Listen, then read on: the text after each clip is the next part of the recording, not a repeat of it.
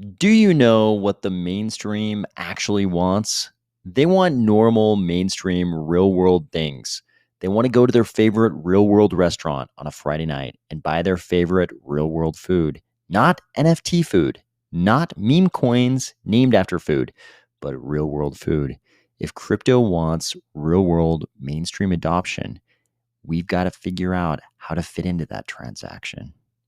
Ready? Let's go.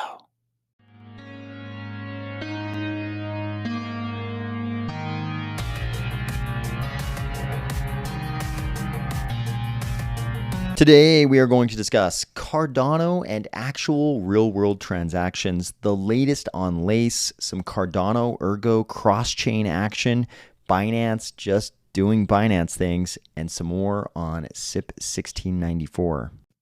If you're finding yourself slightly discontent with this sushi presentation because there are simply too many salmon eggs on those rolls, or if you're finding value in these videos each weekday, please consider delegating to the Army of Spies stake pool, ticker AOS. Okay, guys, we've got to talk about this. Not really this image, kind of this image, but really we've got to talk about what's going on in crypto and specifically in Cardano, because we are not immune to the speculative crazes that infect crypto every now and then, and now is definitely one of those times. I think what always happens in crypto is that some kind of speculative mania will take hold, and it sort of just spreads all throughout crypto because it seems, whether it's largely an illusion or not, it always seems that people are making outrageous amounts of money by sort of just placing a bet. And you could say that this is maybe, just some kind of microcosm of the same human impulse that leads people to sit mindlessly at slot machines in Vegas casinos. I'm sure it's all part of the same human tendency to want to dream about getting something for nothing. Okay, maybe in crypto, we sort of convince ourselves that we did earn whatever it is we get by being so smart that we chose the right thing to gamble on. I'm sure that's how people sort of justify it to themselves. And I'm sure there are also people who don't care at all. They just want to make the money. They don't care. They don't care if it's gambling or not. They're just like, give me the money. What do I have to do to get this money? This money for nothing. I think all of those things go on during these times of speculative mania. And people make good arguments that this is a great way to onboard new people to crypto. And then the critics of those people make a great argument that that's a terrible first impression of crypto because most of the people who are onboarded by a speculative craze will basically do nothing but lose money. They'll basically do what humans always do, which is buy at the top, FOMO in at the top, sell at the bottom due to fear, uncertainty, and doubt, while more sophisticated market actors are doing the selling at the top and the buying at the bottom, basically making money where these hapless noobs are coming in and losing all of their money.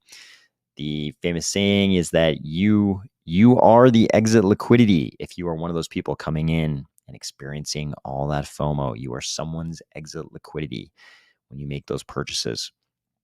And I know there's people who sort of fancy themselves expert crypto traders and think they will always outperform the market. And, I don't think crypto can do without those people because they create a lot of transaction volume that's good for our blockchain ecosystems. But there's something else in crypto. So I think there are good and bad things about these periods of speculative mania. There are good and bad things about it. There's onboarding of noobs and there's disappointment of noobs. And some of them, may never return to crypto. Some of them get in and become addicted to crypto and move on to maybe more valuable ways of participating in a crypto ecosystem like Cardano. So I think there are good and bad things. But there's also something else. All these like very highly speculative things that rank, considerably lower on the utility scale. There's something else besides those things. And it's something that in my optimistic mind, I like to think we're inching closer and closer to at all times, even when a huge amount of the energy is focused on these speculative things. I like to think at the back of my mind that we're inching closer and closer to this goalpost. And that goalpost is what's illustrated in this picture. So this post says, you know you live in the crypto valley when your local sushi stand advertises Cardano. And of course, I can't tell from this post if they actually accept Cardano. That's what I would assume if I walked into this place and there was a Cardano symbol anywhere near the credit card reader. I would assume they also accept Cardano. And I think when all of us got into crypto back in the day, we were thinking this was going to happen to crypto, that you'd walk into every single restaurant, every single retail location of whatever type. And certainly by 2023, for me, when I got into crypto, that would have been over a decade out. Certainly in 2023, they would all be accepting crypto because it's a better, more efficient way to transact than the good old fiat systems. And that hasn't happened. And part of it might be the resistance of central banks and governments and regulators putting in place laws and regulations and rules to kind of stymie the growth of crypto. That's the narrative we usually like to tell in crypto. But another big part of it is that we in crypto don't exactly push for this. It's not like all of us are going out and handing Cardano pamphlets to retail location owners every single night. I know some of you have probably done that. I know some of you have probably onboarded, various types of economic actors into the Cardano ecosystem, maybe even actual retail location owners, but it doesn't actually happen that often. And it doesn't seem to rank very high on our priority lists. Instead, what we focus on quite a bit are these speculative things, these gambling type assets. We get caught up a lot in the programmability, very sophisticated, platforms relying on complicated smart contracts, things like that. And those are great too. I'm not discounting all of the projects based on high levels of programmability in Cardano. I enjoy those projects, very much looking forward to them. I want to use them. I want them to be a part of my daily life. But there's also this thing about crypto being money, crypto being used instead of the dollar for regular kinds of transactions. And there's quite a bit of history behind this. That was sort of the narrative prior to the block size wars in Bitcoin, and then the small blockers won, and the narrative shifted to Bitcoin being a store of value instead of it being money. Prior to that, famously, I think a lot of people back in this period of Bitcoin could tell stories about how they were actually using Bitcoin as money. People used to pay me in a real brick and mortar business with Bitcoin. These were real economic transactions, and they were paying me for real world things with Bitcoin. Those days ended when the small blockers won the block size civil war, because the price to transact in Bitcoin was too high for everyday transactions. It became just sort of this financial instrument instead of money. And I'm not saying that all of the use case of a crypto like Cardano needs to be money. And certainly that's not the only goal of a blockchain ecosystem like Cardano. If being money was the only use case, we might not focus so much on programmability. And I think none of us would want to trade away any of the programmability in Cardano, the expressiveness of Cardano. I think all of us enjoy that being a piece of the ecosystem. But what I'm saying is that there's also this thing lingering in the background that was pretty much the original use case for crypto. And that's people using crypto instead of central bank fiat currencies for daily transactions. And I know if you're, thinking about this, for the millionth time or the first time, the thing that always jumps to mind is that the real reason we don't use our cryptocurrencies as daily, transaction money is because we either know or hope that the price is going to go up. So why would we spend our ADA when we could be spending dollars? We know the value of the dollar is just going down, and we hope the value of the ADA is going up. Why would we spend our valuable ADA when we could just spend dollars? And certainly there's a lot to be said for that argument. But it seems to also be pretty evident that crypto isn't exactly integrating itself in the real world.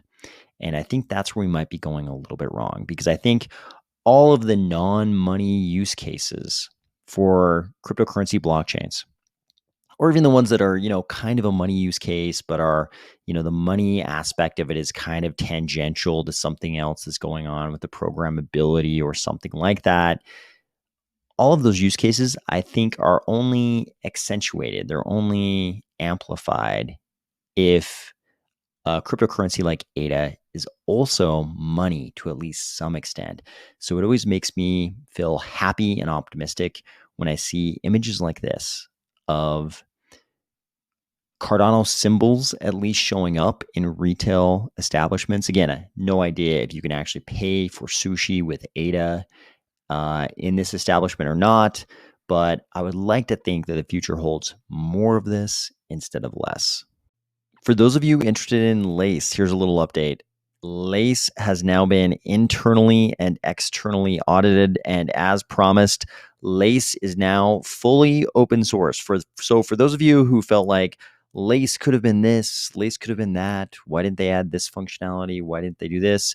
You can now take the Lace code and build it into whatever you want. Speaking of building, it looks like Summon has built out some Cardano-ERG cross-chain capability, and people can now swap between ADA and ERG. You might remember, I think it was early last week, maybe sometime right around then, when I said we can't really count on this recent jump in our Nakamoto coefficient, this recent improvement in our minimum attack vector in Cardano, because it was due to Binance suddenly. The Binance pools, many of them suddenly disappearing because Binance could just come back at any time. And that has happened. But not only did they come back, Binance is definitely doing some centralized exchange stuff, at least the kind of stuff we're sort of used to seeing from centralized exchanges. This post says, in a selfish and careless move, Binance has just created 32 pools with the BSP ticker already used by Brothership Pool since the very first day of the Shelley era 3 years ago. CZ, it shows a deep lack of care for the Cardano staking space from your company. Please react. And I think pretty much anybody running a pool or delegating a pool can sympathize with the Brothership Pool. I don't think any of us would want our pool's ticker to be appropriated by one of the largest and most notorious centralized exchange pool operators in the entire ecosystem. If I were going to sum up why hard cap cryptos, why Cardano, in just a few words, I would probably point to the behavior of central banks over the last 20 years. And if I were going to sum up the behavior of central banks over the last 20 years, I would probably point to this post. This post says, investor home purchases down 49% year on year. That is indeed a big change. What kind of society are we living in where this chart shoots higher, then shoots lower, then shoots higher, then shoots lower in a nonstop cycle of clown world boom and bust? Time to defenestrate these central banks. This is ridiculous. And if you look at this chart, it is indeed an up and down, crazy boom and bust cycle that doesn't seem all that natural at all. And I think it does kind of make you think maybe we are living in kind of a fiat clown world. And if you're wondering, why do you occasionally see this word defenestrate? I think most of the people using this word defenestrate, at least in North America, in English, probably are students of history, and they learned this word because of the defenestration of Prague and possibly in an AP European history class. Finally, if you know that Voltaire is coming, but you still don't understand the structure of SIP 1694, what are these DREPs doing? What is the Constitutional Committee? When does the Constitutional Committee get to vote? When do the SPOs get to vote? If you don't understand any of those things, this infographic is for you. But it's not just this one-page infographic. If you follow this link, you get a lot more. Here's a beautiful flowchart with everything SIP 1694. I hope you're having a great week, and I'll talk to you tomorrow.